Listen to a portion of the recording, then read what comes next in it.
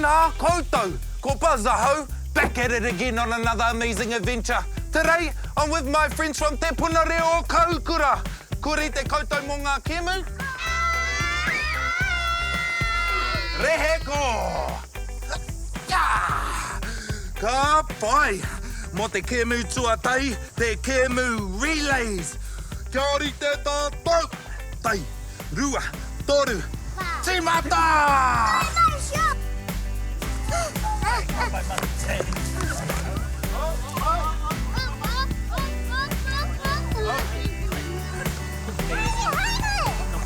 Go, umahaere, umahaere.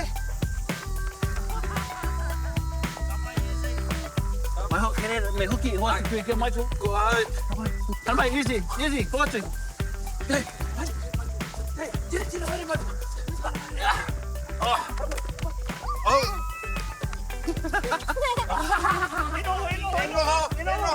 Matai ngako, huro!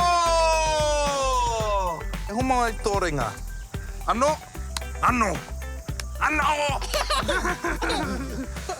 Rawe, mō te kēmu whakamutunga, te kēmu pā o tag. Tag, ko koe, you're right. Ha! Ah!